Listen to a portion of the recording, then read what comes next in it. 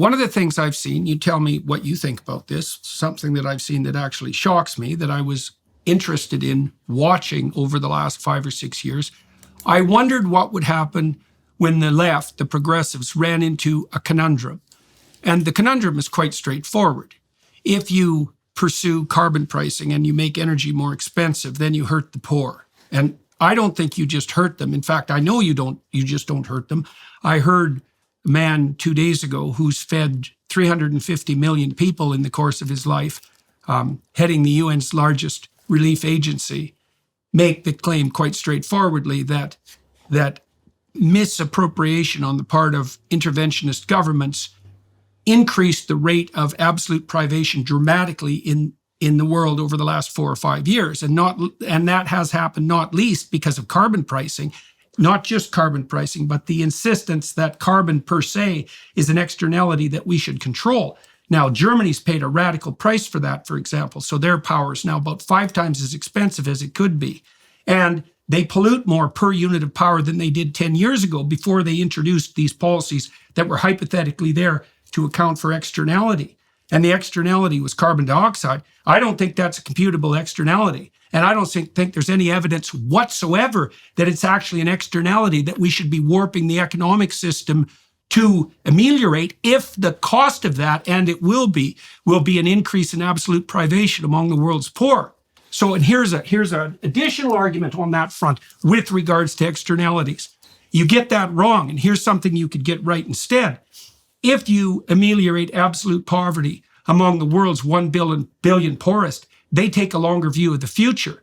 And that means they become environmentally aware. And so the fastest route to a sustainable planet could well be the remediation of absolute poverty. And the best route to that is cheap energy. And we're interfering with the development of cheap energy by meddling with the hypothetically detrimental externality of carbon dioxide. And so I think this is a complete bloody travesty, by the way. We are putting the lives of hundreds of millions of people directly at risk right now to hypothetically save people in the future, depending on the accuracy of our projections 100 years out.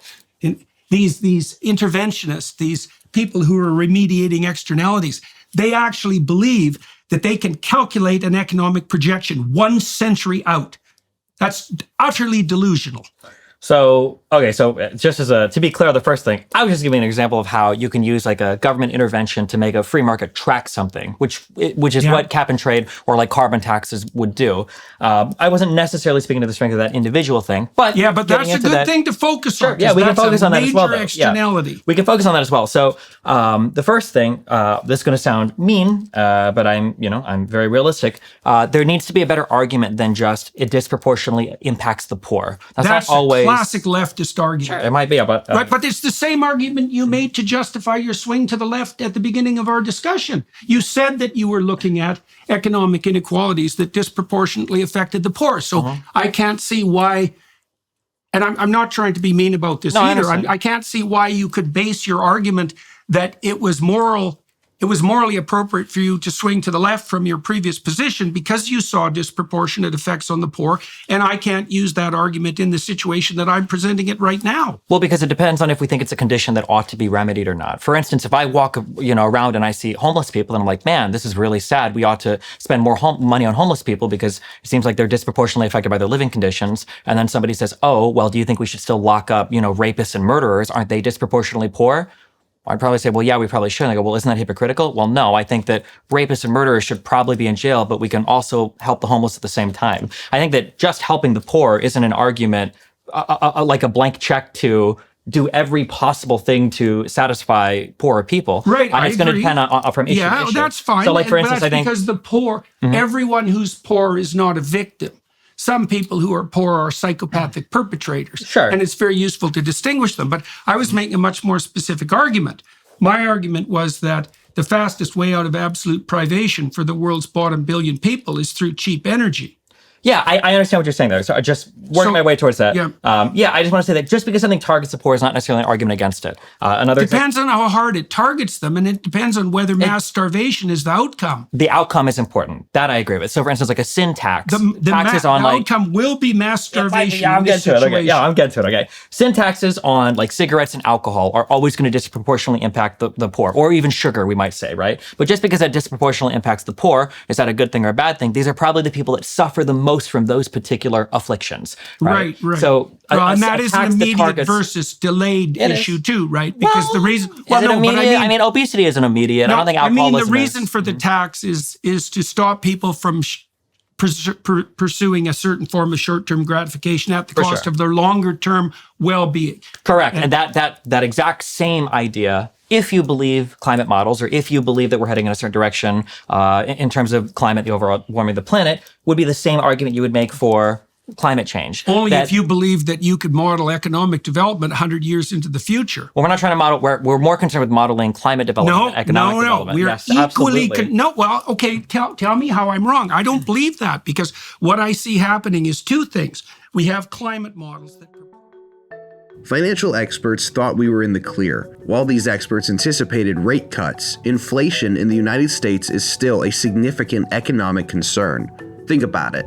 The US is in the hole by $34 trillion, and yet we keep printing money, which pushes the prices you pay every day even higher. So you can bury your head in the sand, or you can do something about it. Diversify a portion of your savings into gold with Birch Gold Group. Gold is your hedge against inflation, and Birch Gold makes it easy to own. They'll help you convert your existing IRA or 401k into a tax-sheltered IRA in gold, and you won't pay a penny out of pocket. Make gold part of your savings strategy and buy it from Birch Gold. They've been the exclusive gold partner of the Daily Wire for over 7 years now, literally helping thousands of our listeners, and they can help you too. Text Jordan to 989898 and get your free info kit on gold. Then talk to a precious metal specialist about protecting your savings from persistent inflation with gold. Text Jordan to 989898 now. Believe that, because what I see happening is two things. We have climate models that purport to explain what's going to happen over a century on the climate side, but we have economic models layered right on top of those that claim that there's going to be various forms of disaster for human beings economically as a consequence of that climate change. And so that's like two towers of Babel stacked on top of one another.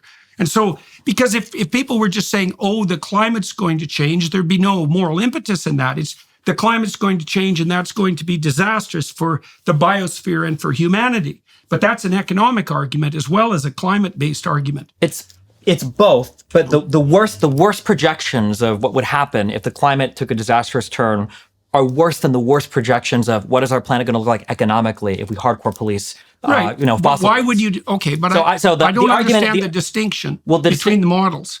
Well, the argument would be that whatever pain and suffering poor people might endure right now because of a move towards green energy, that pain and suffering is going to be short-term and far less than the long-term pain and suffering. Right, but that's dependent on the integrity of the economic models and the climate models as well, right? Right, exactly, but is in exactly the stacked manner that I described. And like, there's nobody in 1890 who could have predicted what was going to happen in 1990 economically. Not a bit. And if we think we can predict like 50 years out now with the current rate of technology and calculate the potential impact of climate change on economic flourishing for human beings, we're deluded. No one can do that. And then, it's worse. So imagine that as you do that and you project outward, your margin of error increases. That's absolutely, definitely the case.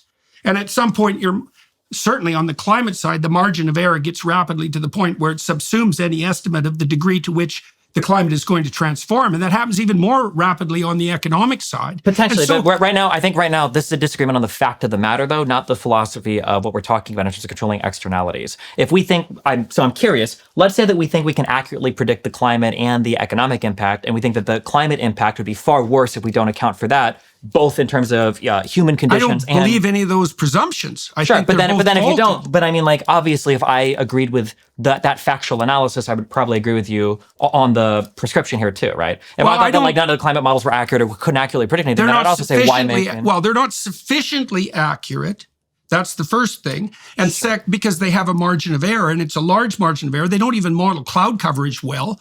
That's a big problem. They don't have the resolution. They don't have nearly the resolution to produce the accuracy that's claimed by the climate apocalypse mongers. People Not even keep saying close. that, but we just got another one of the hottest years on record.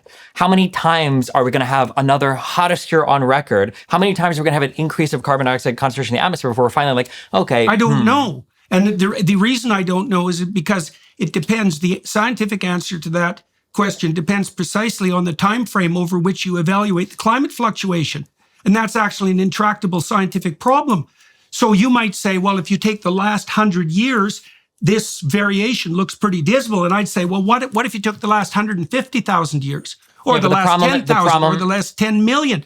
You can't specify the damn time frame of analysis. The time frame is incredibly important. That would be like saying, look at your, let's say somebody developed cancer and they didn't realize it, and the person has lost, 40 or 50 pounds in the past 6 months. And I'm just like, you look very sickly. And you're like, okay, well, look at my weight fluctuation over the past 10 years. You say, well, that doesn't really matter. What matters I'm is the not fact saying that the time frame isn't important. Well, but I'm saying that it is important. Yeah, I'm saying I don't know how to specify it. Well, you would probably specify it with the beginning of the industrial age, right? Why? Because that's when carbon dioxide, which is a gas that's seen as trapping more heat on the planet. Why is that relevant to the time over which you compute the variability? Because it seems like as carbon dioxide has increased in the atmosphere, the surface temperatures have risen at a rate that is a departure from what we'd expect over 150,000 year cycles of temperature variations on the planet. No, not with that time frame. That's absolutely. just not the case. It's absolutely the case. No, what do you mean? You just flipped to 150,000 year time span. What I'm saying is that if we expect to see a temperature do this in a 150,000 year time span, in a 100 years time span, seeing it do this, that's very worrying. Now, you mean like Michael Mann's hockey stick, the one that's under attack right now in court by a major statistician who claimed that he falsified his data? I mean, that spike? I'm talking about the record temperatures that have been declared for like the past 5 years that have also increased with the concentration of parts per million of carbon dioxide in the atmosphere. I mean, I'm not going to tell you that every model is perfect. They're not perfect. Now, sure, but right now we're like standing in traffic with our eyes closed saying the car hasn't hit me yet, so I don't think there's any coming. I think it's pretty undeniable at this point that there is an impact on climate across the planet. I think that's highly deniable. We have no idea what the impact is from. We don't know where the carbon dioxide is from. We can't measure the warming of the oceans. We have terrible temperature records going back 100 years. Almost all the terrestrial temperature detection sites were first put outside urban areas, and then then you have to correct. Then you have to correct for the movement of the urban areas, and then you introduce an error parameter that's larger than the purported increase in temperature that you're planning to measure. This isn't data. This is guess. And there's something weird underneath it. There's something weird that isn't oriented well towards human beings underneath it. It has this guise of compassion. Oh, we're going to save the poor in the future. It's like that's what the bloody communists said. And they killed a lot of people doing it. And we're walking down that same road now, with this insistence that, we're so compassionate that we care about the poor 100 years from now. And if we have to wipe out several 100 million of them now, well, that's a small price to pay for the future utopia. And we've heard that sort of thing before. And the alternative to that is to stop having global level elites plot out a utopian future, or even an anti-dystopian future.